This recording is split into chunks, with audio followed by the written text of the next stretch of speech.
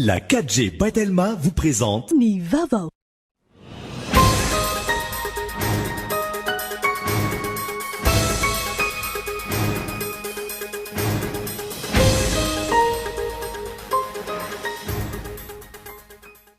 Nidina andalambe androany ireo mpianatra UNS ampy filofo mitakina andraisy no mpiasa-panjakana ireo rehetra nahavita fianarana. Niditra antsehatra nanaparitaka azy ireo fo amin'ny alalan'ny baoba mandatra ranomaso ny mpitandro ny filaminana olona telo no voasambotra. Ivoaka rahampitso ny voka-pifidianana ofisialy mahakasika ny fifidianana loholon'ny Madagasikara ny 20 Desambra lasa teo. Loholona 12 amin'ireo 12 araka izany no fantatra ao anatin'izany. Manana 12 andro ao aorianan'io ny filohan'ny Republika anendrena ireo loholona enina ambiny. Tsy mbola miatra araka ny tokony ho izy ny noty izay navoakan'ny ministeran'ny fitaterana mahakasika ny fandrarana ny fitondrana entana sasatsasany mety ampididoza ny 12 Desambra lasa teo. Fiara maro no tazana mitatitra entana voarara raha ny fanadinana tao tetsy amin'ny andota-penaka androany. Sahirana ireo tantsa mpamokatra amin'ireo faritra manodidina ny renivohitra ankehitriny manoloana ny tsy fahampian'ny orana. Tsy hitovy amin'ny famokarana isan-taona ny vokatra azo raha ny fanazavana. Maresaka iraisam-pirenena androany ny tokony andraisan'ny kongresy antsoratra ny latsabato izay nataon'ny collège électoral izay manondra ny Joe Biden ho filoham-pirenena faha-40 amin'ny États-Unis. Mikasany anankirotana ity fionana ity ny tompony andraikitra voafidy republikana sasatsasany. Ny aditeny rehetrany.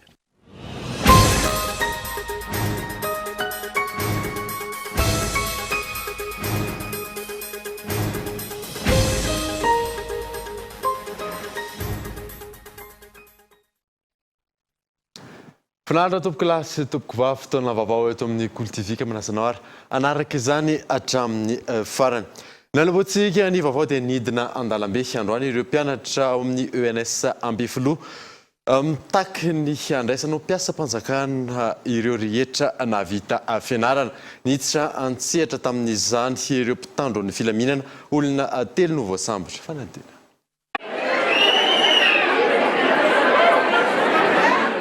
Taoriny fivorian'ireo mpianatra ny ENS Ambifilo tapaka tamin'izany fa hitokona sy anao fihetsiketsehana andalambe izy ireo. Atao tsinitsinina ny ENS ikrefy sika androany. Sao, izaraitsika tsara izy. Tsy ivoaka ary tsy iverina ny fianarana raha tsy azo ny zavatra tatsika. Ikrefy sika androany. Nivoaka ny faritry ENS ireo mpianatra ary nitokona teo amin'ny arabe nitondra sorobaventy nandoro kodiarana.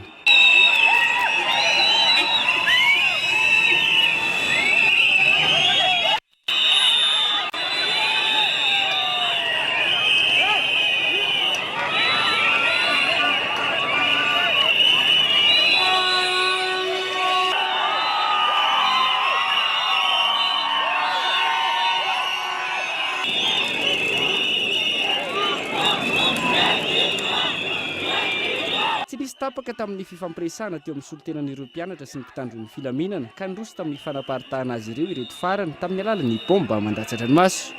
Vokany olona telo no voasambotra ary nisy tamin'ireo mpanao fihetsiketsehana no naratra.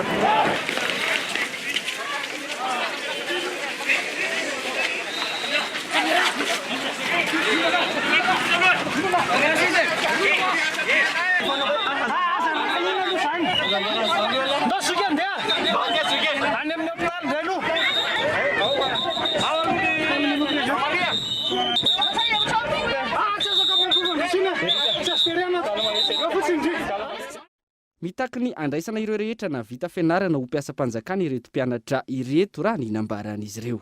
Ny grève androany zany dia mahakasika ny recrutement systématique an'izay tokony tanterahany mena ho an'ny mpianatra sautany universitaire manontolo ery Madagasikara Antananarivo Fianarantsoa Dego ary Toliara. Recrutement raha tokony ho izy zay sortant rehetra zay mahavita fianarana zany tonga dia vao mahazo poste daholo ary tsisy tokony miandry zany fa vao vita fotsiny taona lavitany fianarana tonga dia raisina avy hatrany izy tonga dia miandry poste. Fa tsy misy ataotry zao hoe efa tamin'ny 2018 mbola misy mirendreny hatramin'izao. Dia mahakasika io systématisation na recrutement io dia nisy protocole naperaka tamin'izany dia fanekena tamin'izany nisy ny signaturany dia rasiny me misy tamin'izany dia nisy ny signaturany filom-pianatra tamin'izany fotoana zany ary ny direction tato amin'ny sekoly tamin'izany fotoana zany. Nefa efa roa taona lasa zay hatramin'izao mbola tsy mivaly foana hatramin'izao le izy. Nefa ny mahagaga ny polisy gendarme mitovy aminay ihany vita ny fianarany mandray ny asa izy fa maninona zahay tsy mena asa tompo. Izay zany mba entaintanay apitaina amin'ny ambaratonga ambony. Ny mpianatra mivoaka amin'ny normal ihany zany eo amin'ny ny farany eo zao eo amin'ny 9 sy ray alina eo zany zay zao no mivoaka manerana nosy ary mbola tsy anasa avokoa amin'izao fotoana izao. Ny raisina zao teo 900 dia avao mbola nisy olana ndray ny 300 mahery 316 nisy olana ndray avy eo dia rehefa avy eo iny dia io 316 io ndray zany no avadika ho 7e vagy. Tsy ekenay zany satria ny mpianatra ny école normale tompo dia mamonokatra mpianatra isa-taona. Raha ny fampitam-baovao azo teo anivon'ny ministeran'ny fanabeazam-pirenena izay mpiany ENS miankina amin'ny vola eo am-pelantanana ihany no ahafahana mandray mpampianatra ho mpiasa-panjakana. Hatreto raka izany tsy mbola mitovy hevitra ny ministera sy ny mpianatra eo anivon'ny ENS koa andrasana ny toy ny raharaha. Nitondra ny teny fiarabana manokana ho an'ny filoham-pirenena vadiny mpikambana eo anivon'ny gouvernement izay tariny Premier ministre Tsay Christian ny tolakandro teo teny lapam-panjakana Yavy Gaëtan Andriatsila. Nitondra ny teny fiarabana manokana ny filohan'ny vadiny mpikambana eo anivon'ny gouvernement tariny ny Premier ministre Tsay Christian ny tolakandro teo teny amin'ny lapany Yavy. Ny roso hatrany ny fitondram-panjakana no tariny filoham-pirenena niaraka tamin'ny gouvernement niatrika ireo fanamby ny taona 2020 na teo aza ny krizy ara-pahasalamana. Ankoatra ny aretina COVID-19 niatrika ny tondra-drano tany avaratry ny nosy ny haitany ary ny kere any atsimo ihany koa i Madagasikara. Ny roso antsika tamin'ny taona iny niatrika ny fanamby rehetrarehetra izay teo ambany fitarianao Andriamatofiloha ary izay no mahatonga anay tonga faly zao tolakandro zao miaraba anao reo mivady miaraba anao reo mianakavy. Ny firahinay dia tsotra dia amakivaky zao taom-baovao zao anareo ao anatin'ny fahasalamana tanteraka ao anatin'ny fitoniana ihany koa satria fantatra fa mila an'izany ianareo amin'ny fitondrana ny firenena ary ao anatin'ny fiatezana sy fambiazana ihany koa no fanirina asehonay ary tolotra anareo amin'izao taona vaovao zao. Nanavao nitoky amin'ny maha-piara-miasa amin'ny filoham-pirenena ny gouvernement amin'ny asa miandry ho an'ny taona 2020. Tombotsoa ambonin'ny firenena no tsy maintsy mahasono tsirairay ary efa nahitana taratra izany ny asa teo aloha hoy ny Prime Ministre. Notsindrin'ny Prime Ministre manokana ihany koa ny fahafoizan-tena sy ny fanohanana mivantana nataony ny vadiny filoha Mialy Rajoelina tamin'ny asa nataony teto amin'ny firenena, indrindra ny fiarovana ireo marefo amin'ny herisetra sy ny fanampiana marobe avy aminy. Tao anatin'izay fotoana izay dia natsapanay fa tsy manoana kolaka fotsiny anao Andriamatoa vadinao fa nitsoranao reny malagasy. Nitsoranao teo amin'ny ezaka rehetrarehetra izay nitarafan'ny malagasy rehetrarehetra ny faindrenana ananao. Tao anatin'izany ihany koa no niarovanao ny marefo teo anivon'ny fiarahamonina misy isika rehetrarehetra zao. Nankasitraka sy nitondra firarian-tso ny mpikambana eo anivon'ny governemanta ny Filoha Andry Rajoelina. Ampitiavana sy amin'ny fofony fitiavana tanteraka no andraisanay mivady anareo amin'ny azao fotoana izao, ary indrindra moa no ny fahatongavan'ny taona vaovao, ary mankasitraka anareo indrindra anao Andriamatoa Prime Ministre no ny teny firaritso zay noentinao teo. No tanterana androany tsy hifina ny filan-kevitry ny governemanta voalohany amin'ity taona 2024 ity. Nandritra izay no ny arahaba sy ny rarisoa ny Prime Ministre, ny Tsay Christian no ny taom-baovao 2024 ireo mpikambana eo anivon'ny governemanta. Ivoaka rampitsy kosa ny voka-pifidianana ofisialy mahakasika ny fifidianana loholon'ny Madagasikara ny 12 Desambra lasa teo. Loholona 12 amin'ireo 24 arak'izany no fantatra ao anatin'ny zany. Manana 12 andro aorianany eo ny filohan'ny Republika any Andrena ireo loholona enina ambiny. Yves Richard. Rampitsy fa 7 ny volana Janoary no ivoaka rapomba ofisialy ny anaran'ireo loholona misy 12. Isany andrafitra ny androm-panjakana mpanao lalàna Etsanosikely. Kiondalana goavana izay amarana avy hatrany ny fepito-piasandro loholona 13 amin'izao fotoan'izao ihany koa, hoy ny mpahay lalàna nanaovana fanady adino. Tsika mety Madagasikara amin'izao zany dia amin'ny fotoana anambaran'ny fitsarana avy momba lalam-panorenana fa misy ny loholona vaovao voafidy dia mazava ho azy fa tapitra amin'ny fotoana iny ihany koa zany ny fepito-piasan'ny loholona amperinasa fa mety hoe fampandehanana raha-kapo be ny sisany atao mandra-pahatonga ny fotoana andraisan'ireo loholona vaovao ny andraikitra eo anivon'ny antenimieran-dolona sy anaovanareo fifamindram-pahefana. Aorian'ny famoahana fitsarana avo momba ny lalam-panorenana ny voka-pifidianana ofisialy. 12 andro no ananany filohan'ny Repoblika ny endren'ireo loholona inambony ameno isan'ny mpikambana vaovao. Andrafitra ny antenimieran-dolona. Andray ny toerany avy hatrany aorian'izay ireo loholona 12 izay ampiodiny ity androm-panjakana mpanao lalàna ity, araka ny lalàna 512 tsipika ohatraohatra 7. Ny lalàna dia mamaritra fa ao anatin'ny 2 herinandro ao aorianan'ny famoahany fitsarana avy momba lalam-panorenana ny vokatra ofisialy momba ny fifidianana loholona no any endren'ny filoham-pirenena ireo loholona anakenina izay tokony ho tendreny, ary ny talata faharoa ao aorianan'ny famoahana n'ilay didim-panjakana manendry ireo loholona avy amin'ny filoham-pirenena mandray ny toerany sy ny andraikiny ireo loholona izay avy aminy ny mpikambana vaovao anivon'ny loholona. Malalaka ny safidin'ny filohan'ny Repoblika amin'ny fanendren'ireo loholona enina anampisy ireo 12 nofidiny mpifidy vavety nandritra ny fifidianana ny 12 Desambra. Tokana ny masotsivana dia ny fahaiza-manao sy ny trakefan'izy ireo. Na izany na tsy izany, mitovy ny zon'ireo loholona rehetra na ny voafidy na ny tendrena hoy hatrany ity mpahay lalàna nanaovana fanadiadiana ity. Tafiditra anatin'izany ny fidirana ho mpikambana anatin'ny birao mahatra sy ny fisafidianana izay filohan'ity androm-panjakana ity.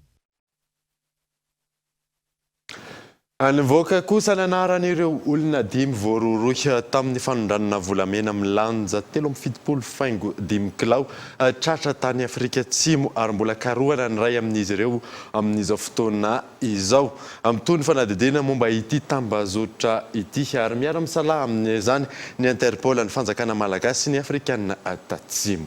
Eo ny nasaina. Zavahery manana anjarana antenaina Francis de Lioregas Mahmoud Yao Cyril Yasmanana ireo no isan'ny tafiditra tamin'ny raharaha fanondranana volamena milanja 7.5 kilao tratra tao amin'ny seranam-piaramanidina ny Johannesburg, Afrika Atsimo.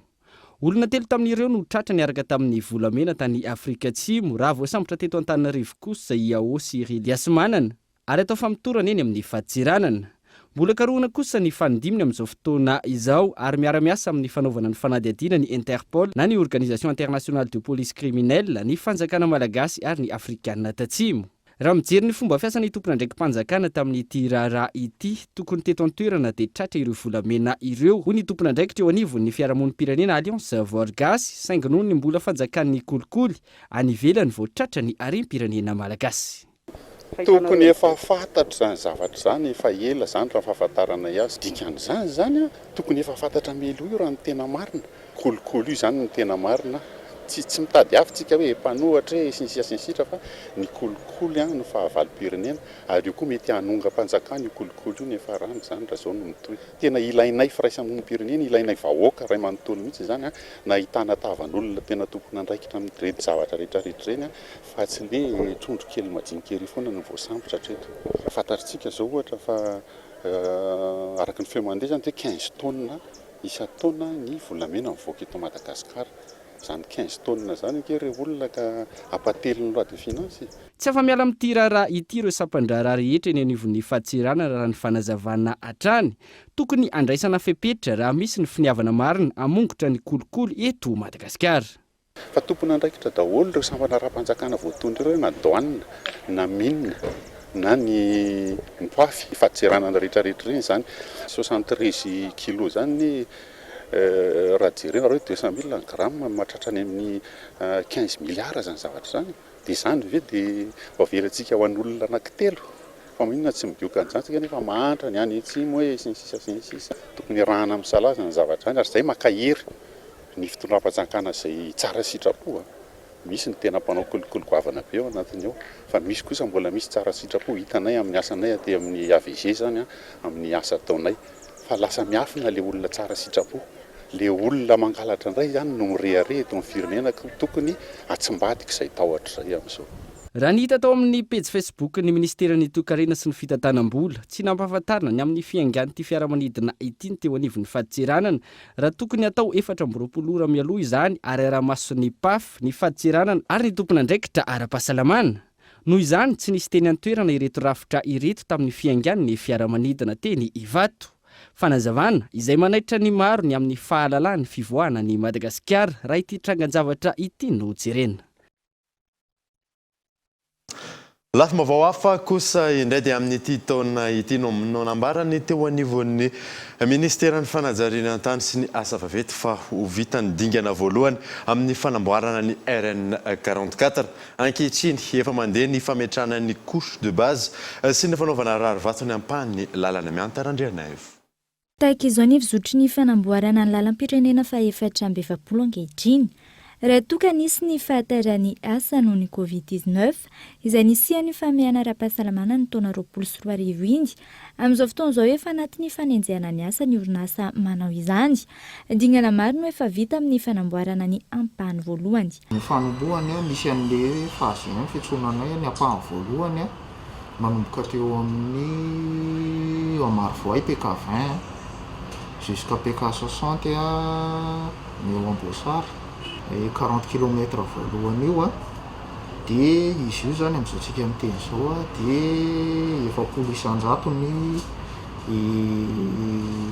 avancement ny asa andalana manao an'ny atsona hoe assise zareo amin'izao tsika miteny zao izany hoe ny couche de base sy ny couche de fondation an'le chaussée. Ny phase ny ampahany faharoa indray dia eo amin'ny manomboka eo amin'ny PK60 Ambosary ka hatreo Vodiala PK133 73 km. Io tamin'ny tapaka ny volana Oktobra teo no nahazo ny ordre de service ny orinasa CRBC anomboka anao an'io asa io.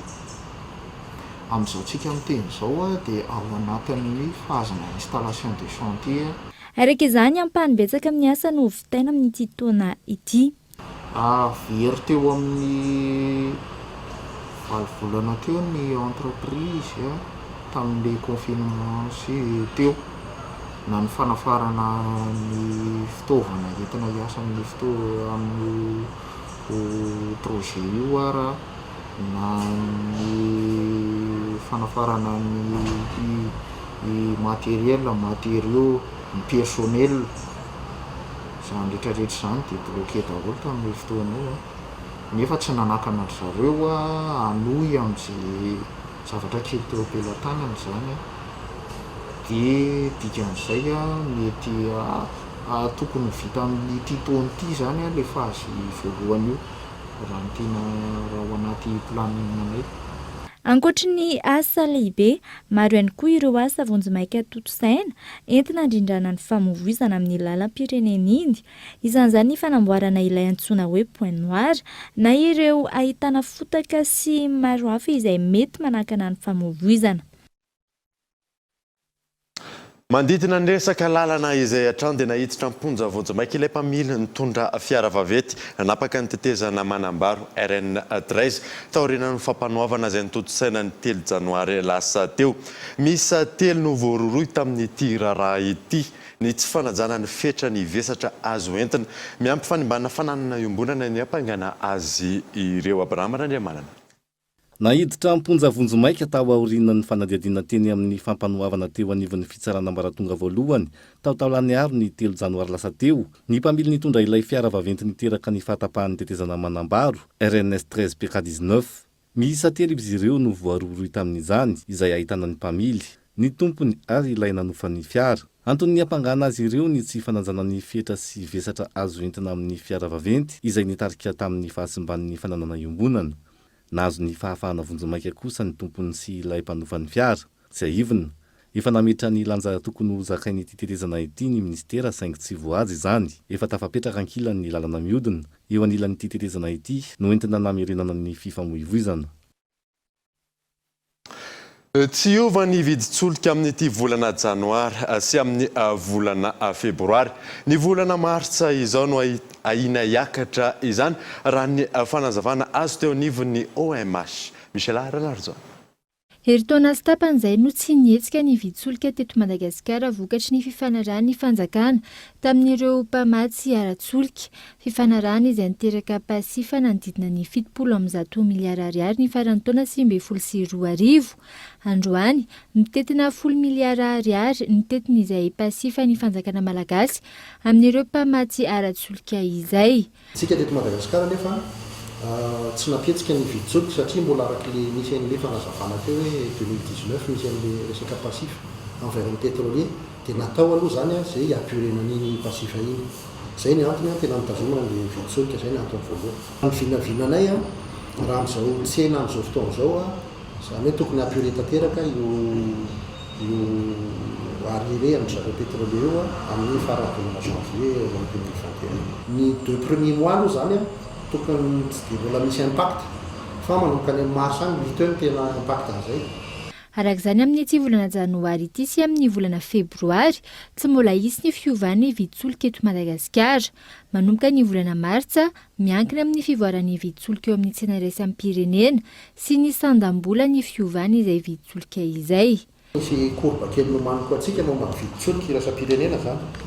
Ity le période le tena le midina tany amin'ny volana avril mars avril iny dia nanomboka niakatra foana amin'izay le izy nanomboka tany amin'ny volana oktobra sy desambra omana $53 amin'ny baril satria ny antony efa misy reprise économique moramora ihany eran-tany indrindrindrindra moa fa reo économie lehibe zany ao anatin'izany zany ny Chine ka dikan'izany mila mitandrina zany tsika hoe ahoana ny vidin-tsolika indrindrindrindra manomboka amin'ny 2e trimestre ka ilay izy fekara be ny desambra sy izao janvier zao any amin'ny mois de mars zany indrindrindrindra ny tena mity hoe ohatrany izy mifiatraikany eto amintsika rehefa tonga zany le importation any amin'ny mois de février iny izay vidina amin'izao période janvier zao.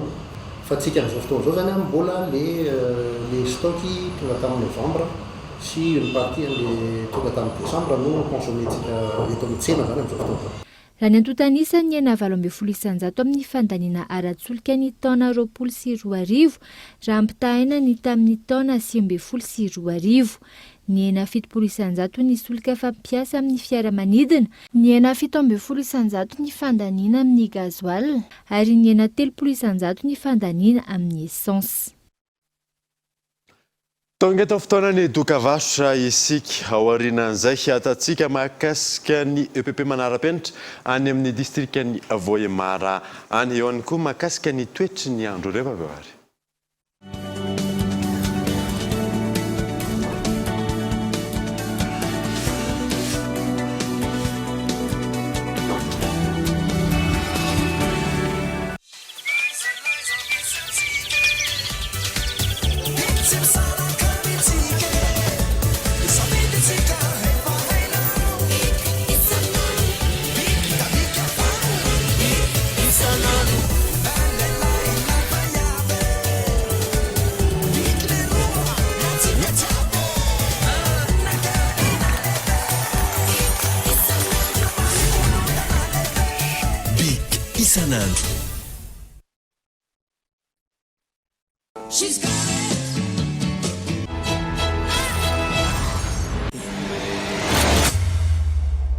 Para meter el centro, el despegue de Moncayola, le cae el balón a...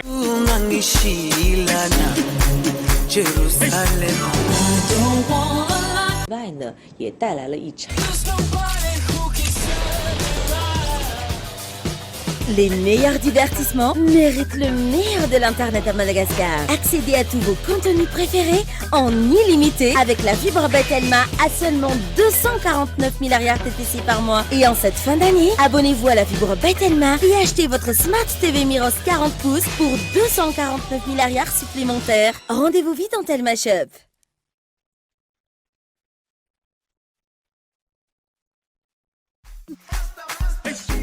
Kondi Madagascar, tranombarotra lehibe indrindra eto Madagasikara mivarotra ny fitaovan-dakozia rehetra mitondra marika lehibe toy ny LG, Mairos, Nokia, Philips, Hardy, Black & Decker sy ny maro hafa koa. Tsy izay ihany fa misy koa ny fanaka maro samihafa afaka hisafidiananao, tsara kalitao ary mitondra marika lehibe ihany koa toy ny Kuka, Sokoa. Tongava ary manjifa ny entana ato amin'ny Kandi Madagasikara ety Andraharo akaiky ny Mada Auto.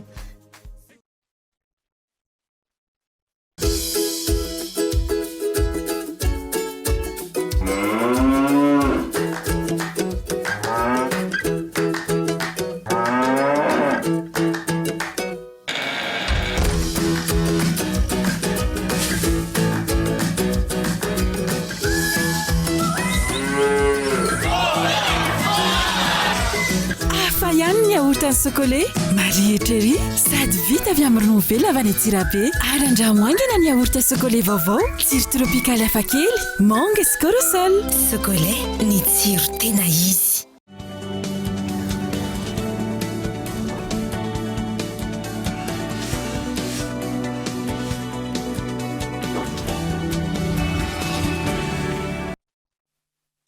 Mety raha mitapany faharoany vaovao isika. Tsy mbola miatra araky ny tokony ho izy ny noty izay navoakan'ny ministerany fitaterana mahakasika ny fitondrana entana mety ampy-12 ny 12 Desambra lasa teo. Fiara maro no tazana mitatitra entana voarara raha ny fanadinana tao tetsy andotam-penaka tamin'ity androany ity Hivy Richard. Roa herinandro aty aoriana moa ministerany fitaterana noty mandrara ny fitondrandro entana mety ampy-12 na manohitohina ny mpandeha ny 12 Desambra. Samy milaza ny efa nametraka ny fandaminany ho fampiaran'izay avokoa ny topi-antsonana nanaovana mpanady adiny. Izy io efa fantatry ireo mpianjifa ihany, ireo mpandeha ihany hoe reto nefa tsy azo entana sady eto akaiky ana eto koa dia efa misy an'ireo fourgon dia efa fantany hoe rehefa tsy tokony azo entana dia alefa fourgon dia efa tsy dia sahirana zany izay satria tsy mitreny amin'ny vavahady mihitsy dia efa tsy tafiditra eny mihitsy. Tsy arak'izay ny zava-misy eny an-toerana, antota andamba-tonta kodiarana maro ankoatra ny kodiarana fiandrin'ny fiara. Hatramin'ny tonga malaky izay voasokajy anatin'ny kodiaran-droa no tsindrin'ny ministerany fitaterana fa tsy azo entina manomboka izao.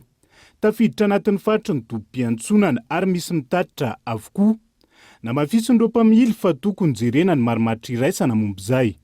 Tena mba izay zany mba angaviana eo mba asiana fitsimbianana ihany izy raha mba hoe zavatra azo tolerena zany dia mba hoe mba acceptena mpamily fa raha ohatra hoe tôle vena hoe moto mety hampisy accident amin'ny lalana zay tonga dia izay ny premier responsable amin'ny zavatra dia tsy ekenay fa raha mbory zao mba asiana fitsinjovana ihany le madinika ho aizy ireo. Tsy mbola miantraraka ny tokony ho izy arak'izany ny fipetra momb'izay hatreto na ny misahana ny fitsiriana ny fiara alohan'ny fiaingana aza mahatsiaro very-hevitra manoloana ny fampiarana ny naoty navoaka amin'ny ministira. Dia misy fandaminana nataon'ny lehibena tompona andraikitra ny tena ato hoe alao alohany hoentina ihany le izy fa raha ny tena marina sy ny naoty napetraky ministera tokony tsy mahazo hoentina mihitsy izay zavatra izay. Dia anjaranay ny teny anjareo hoe raha ihany ny tolereniny ato fa ny ambony alefa amin'ny fourgon le riam-bady. Mizara telo mazava ny kilany sazy azon'ny fiara mandiky izay raha ny voarakitra anatin'ity naoty ity hatrany. Santionany ny tsy fahafahan'ny fiara miaingana ny toerana sy ny fisontonana ny taratasy fahazon-dalana mamily. Andrasana arak'izany ny toy ny fandaminana sy ny fampiarana ny fipetra ho an'ny tombotsoany rehetra indrindra ny fisorohana ny loza ny mpifamoivoizana. Nidina ifotony anjery ny olana mahatonga ny fitohanan'ny fifamoivoizana eny amin'ny faritra Nosbe ny avy eo anivon'ny polisy urbaine Tsaralalàna ny polisy boriboritany Fadimy izay nitarehan'ny talepatritra ny filaminam-bahoaka Analamanga tamin'ity androany ity. Tsy nisy ny fanazaziana aloha fa fanentanana ny fanajana lalàna no tanjona amin'izany Gaëtan Andriatsilava. Sargena letra dia digasy izy fa tsy miandry eto mihitsy izy fa manjary maika tsetsina. Mitantehan'le tompona posy mantsy ianareo hijanona maketo voatan'ity ianakila mihitsy raha fitondana isolona raha ohatra zany ka misy sarety tonga eto mijanona le sarety dia mihitsy le sarety dia miady izy. Nisorona avokoa ireo sarety mipetraka manala entana amin'ny faritra andehanan'ny fiara izay miteraka fitohanana ary natoro azy ireo ny faritra tokony anaovana izany. Toy izany ihany koa ireo fiara vaventy mitondra entana ka manala izany anaty arabe nakisaka hiditra ny toeram-piantsonana voatokana ho amin'izany ary ireo moto mijanona amin'ny tsy tokony hijanonany. Ny anafoanana ny fitohanana lavareny amin'ny faritra Nosbetsena ny tanjona ary koa ny fanabeazana sy ny famerenana tsikelikely eo an-tsainy tsirairay ny tokony anarahana ireo lalàna sy fandaminana napetraka. Fanadiovana tanteraka indrimandeha zany amin'ny fomba analalàna le lalana. Voalohany faharoa fanasorana le sarety izay mipetraka tsy any amin'ny toerana fa manjary matonga ny fifamoivoizana. Tonga eto daholo ny tompona andraikitra anay manontolo zany ao amin'ny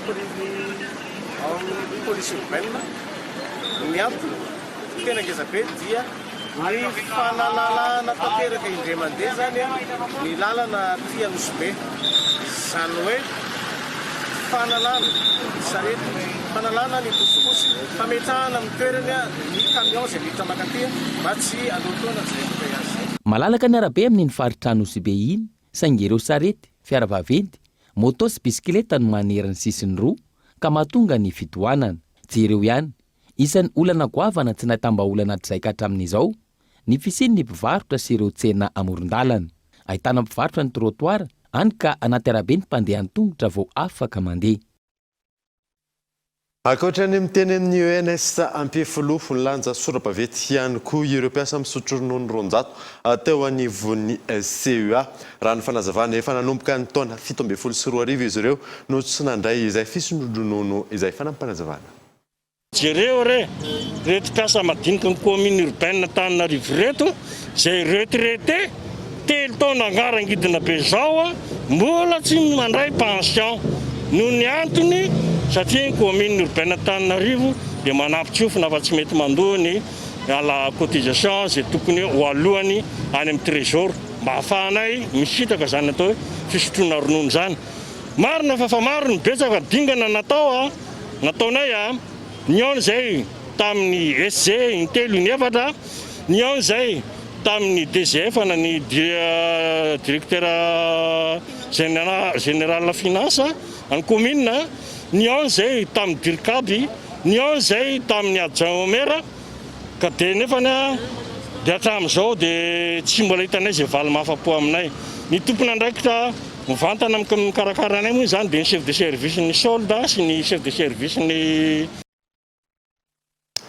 Andrasana araka izany ny fanazavan'ny tompona andraikitra eo anivon'ny commune mahakasika an'iny raharaha iny. fa tontolo ny fampianarana kosa indray dia napetraka omaly ny vato fototra anarenana EPP manara-penitra ao amin'ny fokontany Doany Hely commune Ampanefena distrikany Vohemara mazoto mampianatra zaza ireo ray aman-dreny ho ny solombavamboaka voafidy tao an-toerana saingy olana ny tsy fampin'ny fototra Fitrasa Gaëtan Andratsilavo. Napetraka omaly ny vato fehizoro anorenana ny EPP manara-penitra ao amin'ny fokontany Doany Hely distrikany Vohemara. Ny EPP ao an-toerana izay ahitana mpianatra miisa 520. Nioranan'ny sekoly zegny tamin'ny taona tamin'ny 20 sy 700 teo. Dia io ihany ny fanamboarana fa mbola tsisy fanamboarana ankoatran'izay? Mbola tsisy vita iny dia jana teo. Ia, jana teo. Dia firy zonareo mpampianatra? Zay mpampianatra 4. Manaona le tapafanadinana CPE? Tapafanadinana CPE dia ohatrany tsy dia ao tsara noho ny le antony fotodrafitrasa? Ia, fotodrafitrasa. Ka ny zavatra mety hitranga zegny amin'ny fivitan'ity école ity dia mety roboroby zegny ny mpianatra mety ho maro. Zegny raha mety hisy. Ho fanatarana ny kalitaon'ny fampianarana, ampiena ny tany fandaozana sekoly ka hampazoto ireo mpianatra. Nomena fotodrafitrasa EPP manara-penitra eto amin'ny fokontany Doany Hely, commune Ampanefena, distrikta Vohemara. Ny valiny fangatana sy ny etahitan'ny mponina hoy ny solombavambahoaka. Tapaka fa angataka ny sekoly manara-penitra tsika izay aorinitsika ao amin'ny Doany Hely. Porofony zegny dia navy amintsika eto ny sekoly manara-penitra. Natomboka omaly ny asa fanorenana ary aritra 70 andro na 3 volana. Aorin'izay, afaka misitraka fotodrafitrasa vaovao ireo mpianatra ao an-toerana. Nomena mari-pankasitrahana tamin'ny ezaka vitany nandritra ny fanadinana mpanjakana faranteo ireo mpianatra miisa 12 ao Moramanga. Tanjona ny famporisiana sy fanampiana ireo zanaky Moramanga ho reharehan'ny tanàna sy ny firenena Gaëtan Andratsilavo.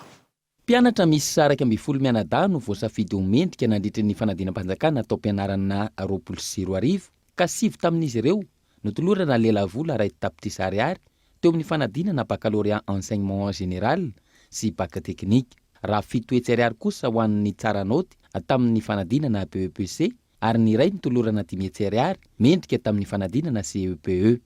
Raha mahafantatra ny zava-misy coronavirus sahirana ny ray aman-dreny fa izao fahaoanina ataonareo izao tompo dia tena zava-dehibe mihitsy ho anay ray aman-dreny. Fisizo zavatra zao moa dia mba ho fampaherezana ho anay efa navita moa indrindra koa fa fampirisihana an'ireo zandry izay mbola ao aoriana avita metra lavitra ny vitanay. Fikambanana tsotra ao Moramanga no nanolotra fanomezana ho an'ireto mpianatra ireto ary miditra amin'ny taona 5 nanomezana fankasitrahana ireo mpianatra mendrika izy ireo.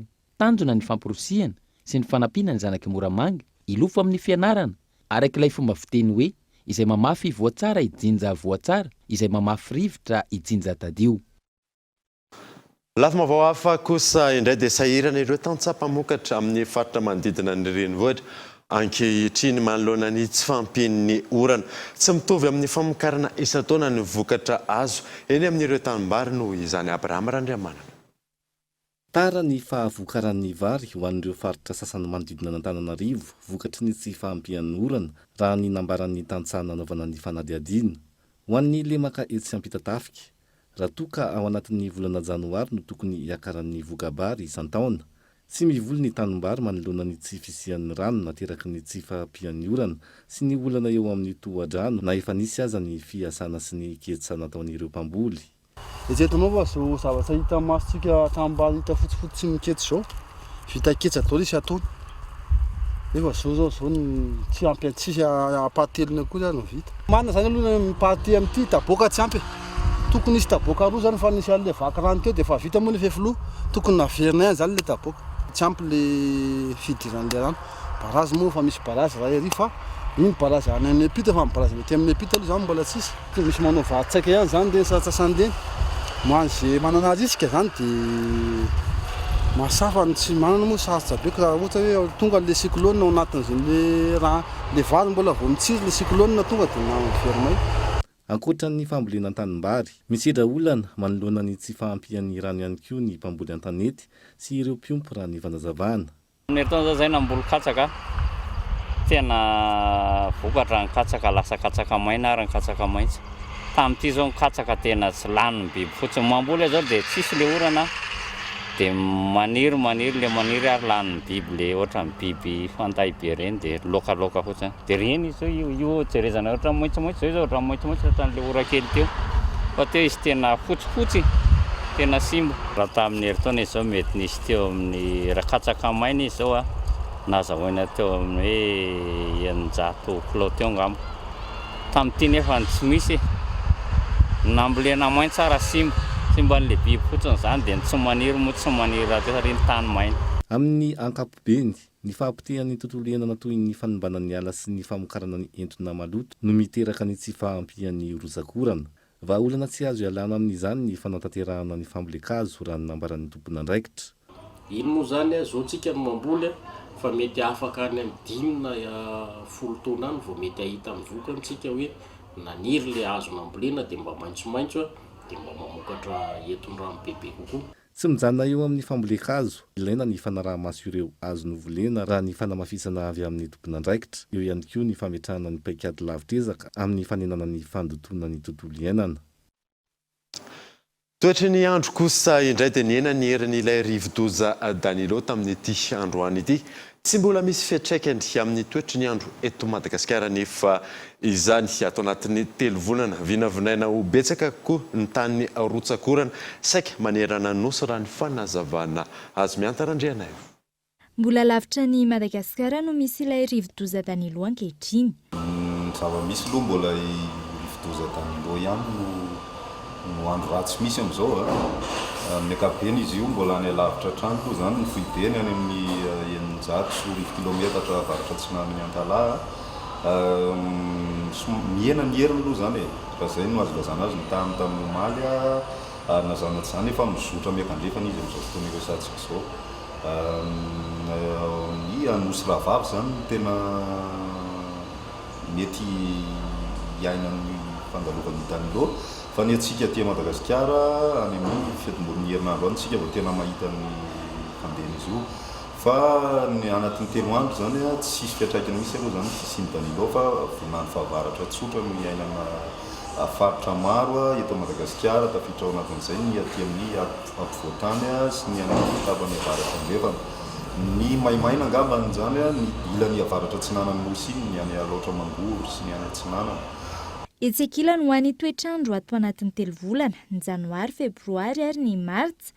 Vinavinaina ho betsaka koa noho ny tokony ho izy ny tany rotsakorana saika manerana nosy, ny ilany avaratry ny faritra atsimo andrefana sy ny ilany atsimony faritra menabe ihany no ifanaraka na ilatsaka kokoa noho ny tokony ho izy izany. Isan'ny isitraka rotsakorana io izany Antananarivo. Koa tsika ho an'ny androany sy ny rapitsy somary mety miataka kely zay rotsakorana io ny Analamanga manokana fa any amin'ny fahasiviny volana zany hoe any faraparany herinandro mihitsy zany voatombanana miverina indray zay amina faritra maromaro mihitsy aty amin'ny ampovoantany mikatratra any amin'ny tapany atsimo. Tombana ny fanaraka na hiakatra noho ny tokony ho izy ihany koa ny tany maripana ho an'ny faritra maromaro tahaka ny ilany andrefan'ny faritra Sofia, Boendy, ny ilany andrefan'ny Betsiboka ary ny tapany avaratry Melaky ato anatin'ny 3 volana. Zay va dia antsika maresaka iraisampirenena dia androany no tokony andraisan'ny kongresy antsoratra ny latsabato zay nataon'ny collège électoral. Ny mikasa ny anakorotana izay fiaonana izay ny tompona andraikitra voafity républicaine sasatsasany fanadina. Nanao etsika fivoriana teo anoloana ny Maison Blanche avokoa ny ankamaroan'ireo mpanaradian'i Donald Trump ora maro mialohan'ny fidinana an-dalambe no kasaina natao androany alarobia. Ho azy ireo voafitaka ny filoha ankehitriny fa osika sy nisy fangalaram-bato ny fifidianana filoha farany teo. Raha nambaran'ireo mpanao fihetsiketsehana nandresy ny filoha Donald Trump ny harivan'ny fifidianana ka ny ijoroan'izy ireo ny fisiany kolikoly. Ho an'ny filoha Donald Trump tsy manaiky io voka-pifidianana io ihany koa ny tenany noho ny fisiany endrika osika sy fangalaram-bato raha ny fanazavany. Maro araka izany ireo teritery izay ataony ka isan'ny hiaran'izany ny filoha-lefitra ankehitriny izay tokony hanakana ny fahamarinana ny voka-pifidianana. Na tsy anaka izany aza ny filoha-lefitra, efa manantena ny fanohanana ireo olona republikanina sahady ny filoha Donald Trump. Nambarany Kamala Harris fa ny 20 Janoary no handray ny fitondrana ny filoha vaovao Harris no filoha-lefitra ao Etazonia. Nateo aza ny fitoriana maro izay napetraky ny candidat Donald Trump mahakasika ny fifidianana, i Joe Biden no nambarany ny collège électoral ao Amerika fa lany ho filoha Amerikanina vaovao. Dia izay mamarina vaovao tamin'ity androany ity, ankasiany ianao nanaraka izany soava tsara daholo.